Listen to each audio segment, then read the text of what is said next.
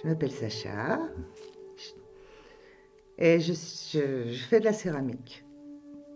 Ouais, j'ai découvert la terre, j'avais 6 ans. C'était dans la MJC de mon petit village, à Condrieu, dans le Rhône.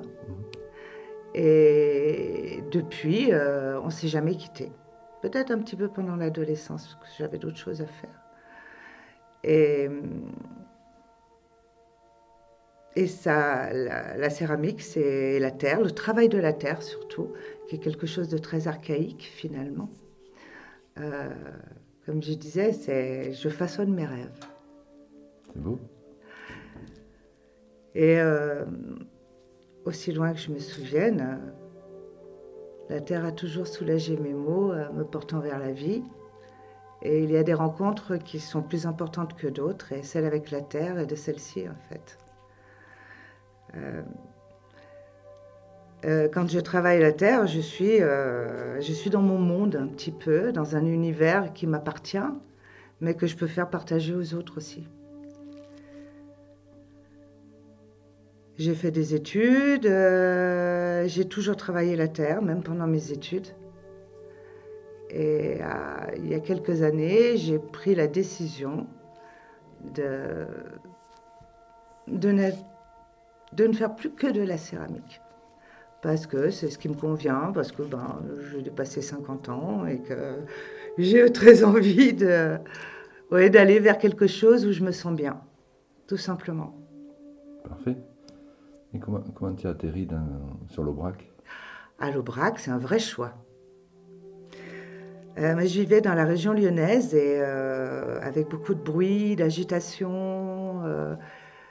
Et j'ai eu envie d'un environnement plus apaisé, plus calme, plus naturel. Et l'Aubrac, j'avais rencontré l'Aubrac quand j'ai fait Compostelle en 2008. Et je me suis dit, c'est là que je voudrais vivre, tout simplement. C'est le climat un peu montagne. Et puis, les problèmes environnementaux qu'on rencontre actuellement font que, pour moi, l'Aubrac correspond mieux en fait à la vie future que j'aimerais avoir. Et que j'ai actuellement, d'ailleurs, depuis 2 ans presque, maintenant. Ok. Mon travail, en fait, c'est de façonner des objets décoratifs, essentiellement décoratifs, d'inspiration japonaise. Ok. Ça te vient d'où, cette attirance pour le... Pour le Japon, Oui. le Japon, c'est une histoire intime. Tu peux le raconter? Pas entièrement, mais en partie. Hum, hum. Il y a quelques années, après, on va dire un drame, une nuit, j'ai rêvé de Jizo. Qui est qui? Jizo, on va dire que c'est un esprit au Japon, qui est là pour accompagner les humains. Il fait le choix de ne pas devenir Bouddha et d'atteindre le nirvana par compassion pour l'humanité et de l'accompagner en fait, d'accompagner les humains tout au long de leur vie pour les protéger, leur amener la paix et la sagesse. Un genre d'ange gardien, quoi. C'est un, c'est un ange gardien, mais japonais, voilà. Voilà, ouais. Et je ne connaissais pas grand-chose au Japon, comme ça, voilà. Et un jour, en rentrant dans mon atelier, j'avais fabriqué un jizo qui devait faire bien presque 1 mètre de haut. J'étais en train de le faire et une personne me dit: «Ah, c'est Jizo.» Alors que tu savais pas qui Non, c'était. je ne savais pas. Wow. Et je me suis renseignée, je suis allée sur Internet, bien sûr, hein, voilà, C'est fou, hein? c'est fou. Et Jizo m'accompagne en fait, tous les jours. Mais il accompagne aussi mon fils. Parce que D'accord. Jizo est aussi le protecteur des enfants décédés. Et il cache les enfants dans son grand manteau et il leur fait traverser le fleuve Saint pour aller vers la paix. C'est de là que vient le nom de ta société, les jardins de l'Ange? De l'ange, c'est le jardin de mon ange. Voilà.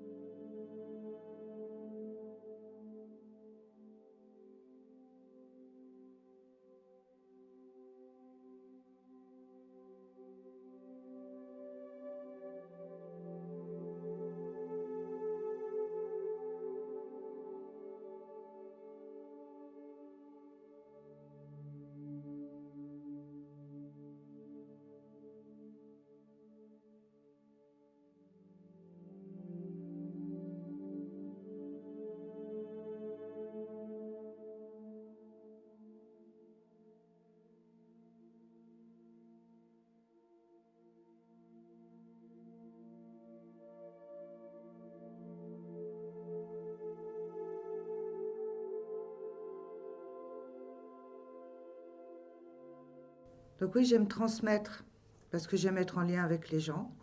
Mm. Et ce que j'ai appris, je donne tous mes trucs.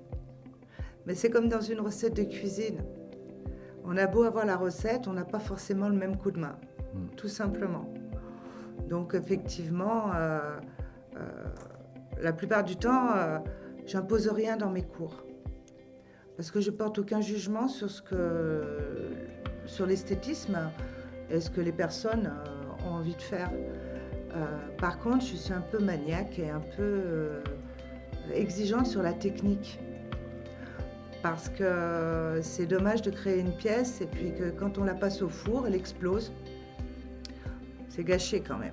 On apprend aussi de ses erreurs. Et on apprend aussi de ses erreurs, mais j'essaie d'accompagner mes élèves de façon à ce qu'ils mettent toutes les chances de leur côté pour pouvoir avoir quelque chose à la fin. Pour les encourager. Voilà, pour les encourager.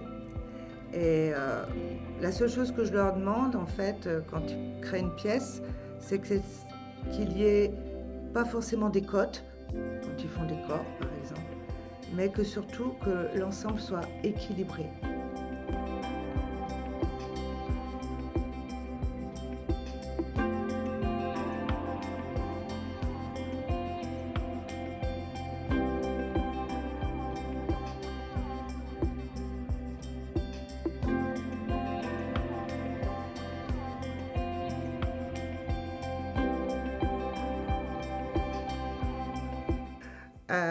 Le raku, c'est une technique de cuisson japonaise qui est née en fait de la cérémonie du thé au Japon.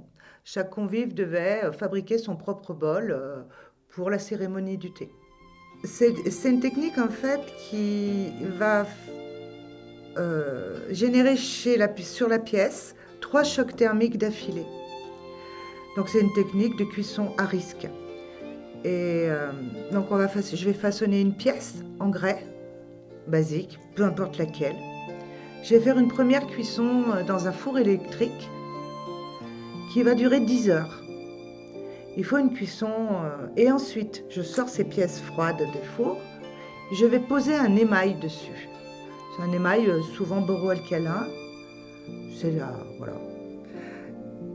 Et ensuite, je vais mettre cette pièce dans un four à gaz à l'extérieur. Et là, je vais monter la température ambiante. Je vais partir de température ambiante à 1000 degrés en moins de 30 minutes. À 1000 degrés, j'ouvre le four.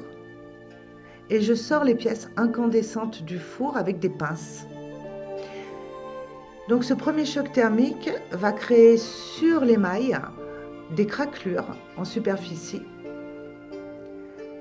Je reprends mes pièces. Et là, je vais le mettre dans un deuxième four qui s'appelle un four en réduction d'oxygène, directement dans du combustible, du bois, du papier, de la sciure, et tout ce qui peut brûler en fait, mais qui ne colle pas. Et là, ça va se réenflammer. Je vais rajouter du combustible par-dessus et je vais fermer hermétiquement ce four. Donc, dans ce four, comme il est hermétique, tout l'oxygène va être consommé, il va rester plus que le carbone. Et c'est le carbone qui va venir teinter les craquelures superficielles ou tout ce qui n'est pas émaillé.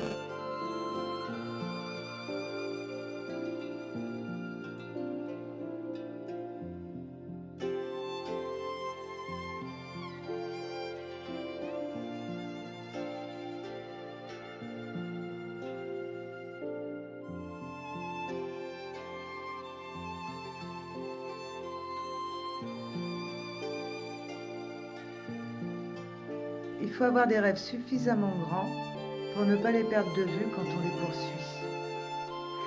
Et je rêve beaucoup.